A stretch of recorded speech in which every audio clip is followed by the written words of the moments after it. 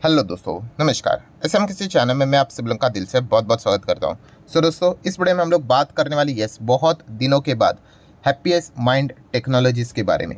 Definitely आज के दिन की अगर हम लोग बात करें, हैप्पीएस्ट माइंड में एक अच्छा मूव हम लोग को देखने को मिला। मतलब कोई तो खबर तो चाहिए कि कवर करने से रिलेटेड, वरना तो नॉर्मल डे ट्रेडिंग यहाँ पे धीमे धीमे चलती ही रहती है। हैप्पीएस्ट माइंड टेक्नोलॉजी की अगर बात करें तो नेट तेजी तो 4.25% की देखने को मिली। बीच में तो स्टॉक 7% से भी ऊपर हम लोग को भागते हुए देखने को मिला, फिर थोड़ा सा ऊपर से प्रॉफिट बुकिंग भी हम लोग को होती हुई देखने को यहाँ पे मिली थी। आज के दिन अगर आप चार्ट पैटर्न यहाँ पे देखोगे तो नॉर्मल मार्केट चल रहा था, वैसे ही है, लाल निशान में चल रहा था हैप्पीएस्ट माइंड। एंड देन आप सडनली यहाँ पे देख सकते हो 11:30 बजे के आसपास, ठीक है, स्टॉक वैसे तो नीचे ही था 828 के आसपास, मतलब प्राइसिंग के हिसाब से मैं बात कर रहा हूँ। एंड देन आप देख सकते हो एकदम सडनली वो रॉकेट बन गया। ड्यूरिंग द मार्केट ही अगर आप चेक करोगे बॉम्बे स्टॉक एक्सचेंज के ऊपर happiest mind technology company security code भी आप देख सकते हो, तो लगभग 11:32, मतलब 11:30 बजे के आसपास कंपनी ने एक पीडीएफ यहाँ पे अपलोड कर दिया, मतलब एक अनाउंसमेंट कर दिया, ऑफिशियल अनाउंसमेंट। एंड जैसे वो अनाउंसमेंट यहाँ पे सामने आ गया, उसके बाद ही हम लोग को ये नज़ारा देखने को यहाँ पे मिल चुका है। मतलब मार्केट ने उस चीज़ को थम्स अप यहाँ पे ज़रूर दिया है। अगर आपके पास हैप्पीएस्ट माइंड टेक्नोलॉजी स्टॉक है या फिर आप इसको स्टडी कर रहे हो, खरीदने का विचार कर रहे हो, तो डेफिनेटली ऐसी कौन सी खबर सामने यहाँ पे आ गई जिसके चलते स्टॉक में तेज़ी देखने को यहाँ पे मिली है, ठीक है, उसी के बारे में इस वीडियो में हम लोग थोड़ा सा डिटेल में जानकारी हासिल करने की कोशिश करने वाले हैं। तो चलिए स्टार्ट यहाँ पे कर लेते हैं। सबसे पहले तो आप यहाँ पे देख सकते हो कि हैप्पीएस्ट माइंड ने अनाउंस कर दिया है उनके नए वर्टिकल हम लोग को देखने को मिलने वाले, न्यू वर्टिकल ऑर्गेनाइजेशनल स्ट्रक्चर, ये उन्होंने अनाउंस कर दिया है, ठीक है। एंड नए वर्टिकल्स की अगर हम लोग यहाँ पे बात करें, ठीक है, तो कितने हैं, तो somewhere around 6 new industry groups हम लोग को बनते हुए देखने को यहाँ पे मिलने वाले हैं। वर्टिकल मतलब आप कह सकते हो, देखिए कंपनी हैप्पीएस्ट माइंड टेक्नोलॉजी, ये कंपनी किससे रिलेटेड, आईटी वाली कंपनी है। आईटी वाले जो अपने ये सर्विसेज प्रोवाइड करेंगे, तो कहाँ कहाँ पे प्रोवाइड करेंगे, ठीक है, तो इससे रिलेटेड हम लोग को ऑलरेडी बिजनेस देखने को मिलता था, बट अभी इन्होंने क्या किया है, उनको और वर्टिकल्स में हम लोग को डिवाइड करते हुए देखने को मिल चुके हैं। ऐसे हम लोग को 6 नए इंडस्ट्री ग्रुप में अभी ये कंपनी काम करते हुए देखने को मिलने वाली है। ये पॉइंट उन्होंने सामने रखा हुआ है। और उसमें भी सबसे इंपॉर्टेंट बात कौन सी है कि हर एक वर्टिकल को, ठीक है, क्या करेंगे, एक नया हेड वो यहाँ पे देने वाले हैं, मतलब वो पूरी तरीके से उसी के ऊपर फोकस रखेगा, ठीक है।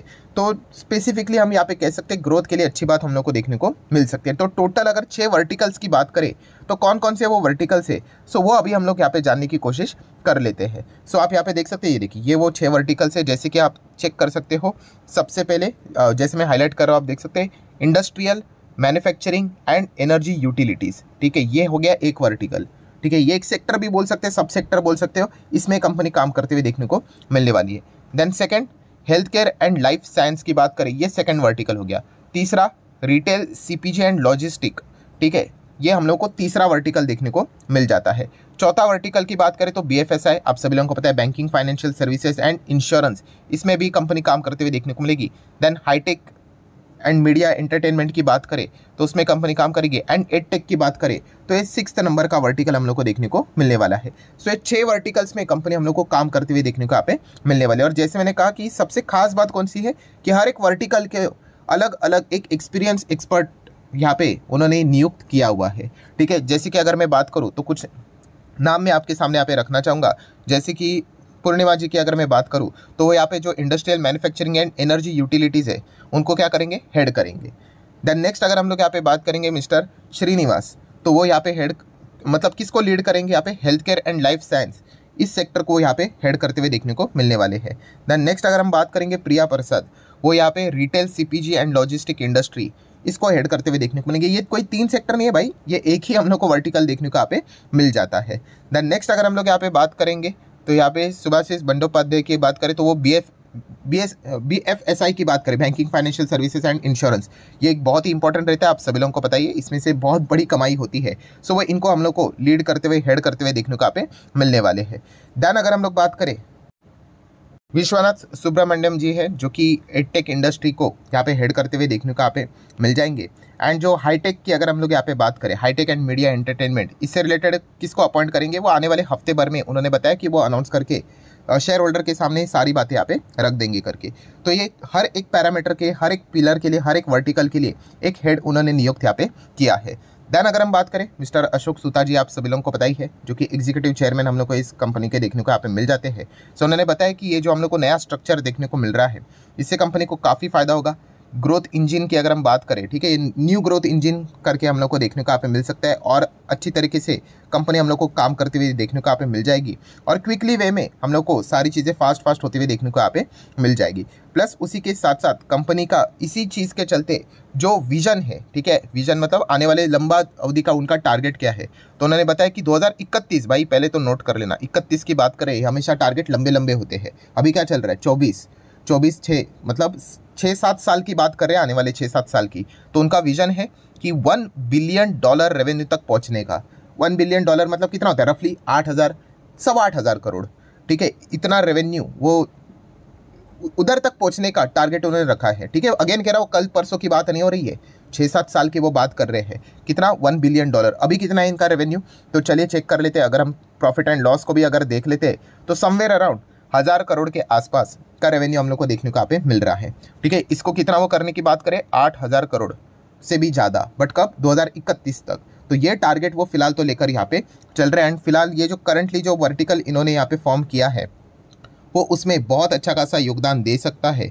ये पॉइंट फिलहाल तो अशोक सुता जी ने सामने यहाँ पे रखा हुआ है। देन अगर हम बात करें आगे की सारी बातें कि हर एक एक्सपर्टीज़ क्या है, उनका एक्सपीरियंस क्या है, इससे रिलेटेड सारी बातें यहाँ पे लिखी हुई है, वो ठीक है। अब चाहो तो उस चीज़ को भी यहाँ पे पढ़ सकते हो। सो कुल मिला के हम यहाँ पे ज़रूर कह सकते हैं दोस्तों, हैप्पीएस्ट माइंड टेक्नोलॉजी से रिलेटेड मतलब काफ़ी दिनों के बाद एक ग्रोथ से रिलेटेड हम लोग को खबर देखने को मिली। मार्केट को पता ही है दोस्तों, ग्रोथ ये शब्द से बहुत ही ज़्यादा लगाव होता है।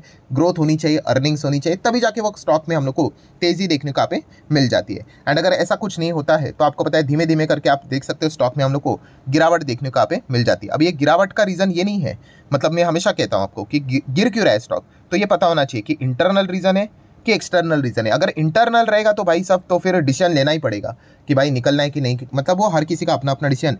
अगर एक्सटर्नल रहेगा तो फिर ज़्यादा कोई दिक्कत की बात नहीं है। एक्सटर्नल या फिर आप नॉर्मल भी रीज़न बोल सकते हो। तो हैप्पीएस्ट माइंड टेक्नोलॉजी में गिरावट का रीज़न कोई इंटरनल रीज़न नहीं है। इंटरनल मतलब कि कोई गड़बड़ हो गई, फ्रॉड हो गया, मैनेजमेंट ने कुछ धोखाधड़ी कर दी, ठीक है, कोई आरोप लग गया, ईडी आ गई, सीबीआई आ गई, ठीक है, एक्सचेंज ने कोई ये कर दिया, सेबी का एंट्री हो गया, तो ऐसी चीज़ें अगर हो जाती है तो फिर मतलब बहुत ही ज़्यादा अलर्ट रहना पड़ता है कि भाई गड़बड़ मतलब हैंडल होगा या नहीं होगा करके, तो फिर वो डिसीजन लेना पड़ता है। वरना बाकी की अगर हम इस गिरावट की बात करें दोस्तों, तो उस प्रकार की पैनिक वाली गिरावट नहीं। पैनिक मतलब क्या कि इंटरनल इश्यू वाली गिरावट नहीं। बाकी तो भाई शेयर बाजार है, इस प्रकार की चीज़ें चलेंगे। एंड ये मत भूलना भाई कि आप एक मिड साइज़ की कंपनी में हो, तो मिड कैप में इस प्रकार के नज़ारे बहुत ही ईजिली देखने को मिल जाते हैं। क्योंकि अगर कुछ हुआ नहीं, कंपनी ने इस प्रकार के अगर कुछ डेवलपमेंट्स किए नहीं, तो डेफिनेटली मार्केट में धीमे धीमे करके वो गिरावटें हम लोग को इजीली हावी होते हुए देखने को मिल जाती है। वही चीज़ हम लोग को हैप्पीएस्ट माइंड टेक्नोलॉजी में भी होते हुए देखने को मिल चुकी है। सो कंपनी बुरी तो है नहीं, इतना तो हम यहाँ पे कह सकते हैं, बट हाँ रिस्की टाइप की कंपनी तो ज़रूर है। नेक्स्ट अगर हम लोग यहाँ पे बात करेंगे तो आपको पता ही है इनका जो मेजर जो बिजनेस है वो आउटसाइड इन है। जितने भी ये IT वाली कंपनियाँ हैं, इनका मेजर बिजनेस हम लोग को वेस्टर्न कंट्रीज़, अमेरिका, यूरोप, वही से बिजनेस इनका बनता है। इंडिया से बहुत छोटा मोटा 15-16-20% उतना ही यहाँ पे बनता है। तो अमेरिका, यूरोप में स्लो डाउन देखने को मिला था, वहाँ पे दिक्कत देखने को मिल रही थी, ठीक है। तो इन कंपनीज़ में भी इंटर IT सेक्टर हम लोग देख रहे थे ना, डाउन था, तो ये एक वजह हम लोग को देखने को यहाँ पे मिल जाती है, ठीक है। तो ये पॉइंट भी हम लोग को ज़रूर पता यहाँ पे होना चाहिए। बाकी बैलेंस शीट की अगर हम लोग बात करेंगे तो कंपनी के रिजल्ट्स देख सकते हैं, पहले माइनस में था, फिर 200 करोड़ प्लस, फिर 500 करोड़, 600, 794, मतलब ठीक परफॉर्मेंस है। लॉन्ग टर्म बोरिंग की अगर हम बात करेंगे फिलहाल तो 100 करोड़ का कर्जा नज़र यहाँ पे आ रहा है लॉन्ग टर्म के हिसाब से। शॉर्ट टर्म की बात करेंगे तो 363 करोड़ का कर्जा है, ठीक है। कर्जा होना मतलब मैं बार बार रिपीट कर चुका हूँ, कोई पाप नहीं होता है, बट प्रोवाइडेड आपने उतना अच्छा उस कर्जे का इस्तेमाल भी करना चाहिए। कैश एंड कैश इक्विवेलेंट कितना है, 674 करोड़ का कैश भी कंपनी के पास देखने को यहाँ पे मिल रहा है। तो ठीक है, एक मिड साइज़ की बैलेंस शीट जैसी होती है वैसे हम लोग को देखने को यहाँ पे मिल रहा है।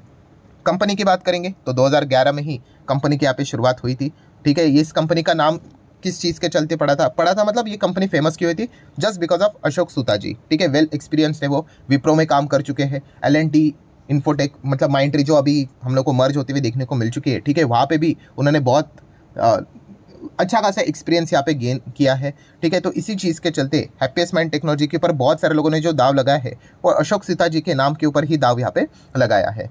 नेक्स्ट अगर बात करेंगे तो आप देख सकते हैं, देखिए मिड साइज़ की ये कंपनी है। ये देखना होता है भाई, ये ऐसे टाइम पास के लिए नहीं बताया है कि मार्केट कैप कितना है, इससे एक आपको अनुमान मिलता है। ये कोई फिक्स फॉर्मूला नहीं है कि स्टॉक ऐसा ही चलेगा करके, बट हाँ ऐसे छोटे कंपनी में अगर आप जा रहे हो तो याद रखना इस प्रकार की चीज़ें देखने को यहाँ पे मिल जाती है। और जैसे कि आपको पता है तेज़ी में कोई सवाल नहीं पूछता है, मंदी में ही हम लोग को सारी चीज़ें बैलेंस आउट करनी यहाँ पे होती है।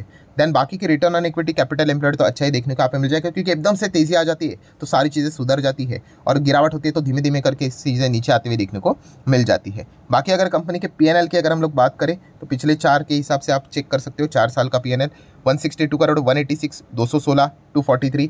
तो अर्निंग्स तो है 11, 12, 14, 16, बट हाँ उस हिसाब से नहीं है जिस हिसाब से एक मिड साइज़ की कंपनी हम लोग को जंप करते हुए देखने को मिल जाती है। ग्रोथ तो है हाँ, बट बहुत ही लिमिटेड ग्रोथ देखने को यहाँ पे मिल रही है। बट मिड साइज़ की कंपनी का एडवांटेज ही वही होता है कि एक दो अगर बड़े ऑर्डर्स मिल गए, बहुत बड़ा कॉन्ट्रैक्ट अगर इन्होंने पा लिया, तो सडनली हम कह सकते हैं बड़ा रेवेन्यू रिकॉग्निशन यहाँ पे आ सकता है, और यही अर्निंग्स सीधा 20, 25, 30 तक भी जाने की, मतलब जंप की जो पोटेंशियल होती है मिड साइज़ की कंपनी में वो काफ़ी ज़्यादा होती है। मिड साइज़ की बात करें, स्मॉल कैप की बात करें, ठीक है, तो उस हिसाब से हम लोगों ने इनको स्टडी करना यहाँ पे होता है। बाकी शेयर होल्डिंग पैटर्न की बात करेंगे, नथिंग टू वरी, 50% प्रमोटर के पास है, 5% एफआईज के पास है, 2-2.5% डीआईज है, 40% पब्लिक के पास देखने को यहाँ पे मिल रहा है। सो ओवरऑल अगर हम लोग यहाँ पे बात करें दोस्तों, तो हैप्पीएस्ट माइंड टेक्नोलॉजी में आज के दिन थोड़ा सा हैप्पी परफॉर्मेंस यहाँ पे जरूर दिखाया है, ठीक है। एक ट्रेडिंग वाला आज के दिन व्यू देखने को मिला है, ठीक है, एक झटके में तो कुछ भी यहाँ पे नहीं होगा करके, बट अभी इस पाथ के ऊपर उनको और भी काम यहाँ पे करना पड़ेगा। और सबसे इंपॉर्टेंट चीज़ क्या होती है ऐसे कंपनी के लिए, एक तो इस प्रकार के कोई अनाउंसमेंट होने चाहिए ग्रोथ ओरिएंटेड, ठीक है, ऐसे ही जेन्युइन अनाउंसमेंट यहाँ पे होने चाहिए। एंड सेकंड, कंपनी के क्वार्टरली नंबर्स में सुधार देखने को मिलना चाहिए। जब कंपनी के क्वार्टरली नंबर्स में एक्चुअल में जेन्युइन सुधार आता है ना, तभी जाके वो कंपनी का शेयर प्राइस में जो तेज़ी बनता है वो टिकता है, ठीक है, वरना छोटा मोटा तेज़ी बनता है वापस नीचे आता है। सो ओवरऑल फाइनल कंक्लूजन यही है दोस्तों कि ये इस कंपनी में कोई भी किसी भी आप छोटे कंपनी में अगर आप जाते हो तो ये बात हमेशा याद रखना, इस प्रकार की चीज़ें लगातार कंसिस्टेंसी के साथ बने रहना बहुत इंपॉर्टेंट होता है। थोड़ा भी 19-20 हुआ तो बड़े प्लेयर्स फटाफट अपना पैसा निकाल लेते हैं, एंड इससे क्या होता है, स्टॉक हम लोग को वापस नीचे नीचे नीचे ऐसे आते हुए देखने को यहाँ पे मिल जाता है। सो ठीक है, आशा करता हूँ वीडियो आप लोगों को हेल्पफुल लगा होगा। चाहो तो लाइक एंड शेयर यहाँ पे कर सकते हो। देख लेते हैं 2031 का इनका टारगेट है कितना, 8,000 करोड़ से ज़्यादा का रेवेन्यू जनरेट करने का। तो क्या उस पाथ के ऊपर कंपनी चल पाती है भी या नहीं, एंड आने वाले कंपनीज के जो गाइडेंस रहेंगे वो भी हम लोग यहाँ पे जरूर स्टडी करेंगे। सो आशा करता हूँ वीडियो हेल्पफुल लगा होगा, तो जरूर लाइक एंड शेयर कर देना। मिलते हैं नेक्स्ट वीडियो में, तब तक के लिए बाय बाय।